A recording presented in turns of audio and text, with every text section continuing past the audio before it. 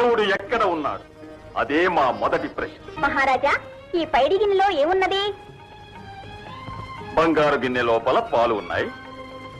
ఈ పాలలోన ఏమేమున్నాయి? పాలల్లో పెరుగు, వెన్న, చల్ల, నెయ్యి అన్నీ ఉన్నాయి.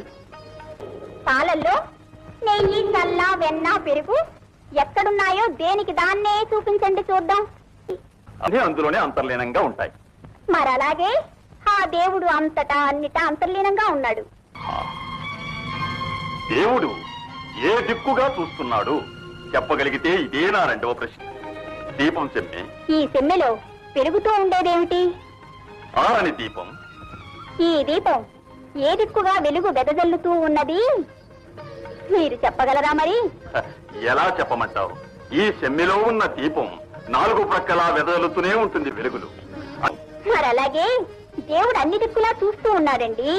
ఇప్పుడు ఆ దేవుడు ఏం చేస్తున్నాడు? ఈ సందేహమే మా చివరి ప్రశ్న. రాజా, దీనికి నన్ను సరైన సమాధానం చెప్పమని అంటే ఒక్క గడియ నేను మహారాజుగాను, తమరు సాధారణ పౌరునిగాను మారాలి. తమకిష్టమేనా?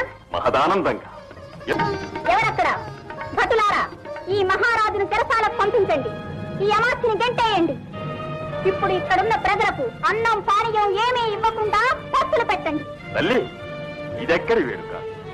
వేడుక కాదు మహారాజా, ఇదే ఇప్పుడు ఆ దేవుడు ఏం చేస్తున్నాడన్న దానికి అర్థం. నన్ను మహారాజును చేసి, తమన్ను ఒక పౌరుణ్ణి చేసి, ఒక్క క్షణ కాలంలో దేవుడు ఈ విధంగా ఒక నాటకాన్ని ఆడించాడు. ఇప్పుడు అర్థమైందా దేవుడు ఏం చేస్తున్నాడు అన్నది? తల్లి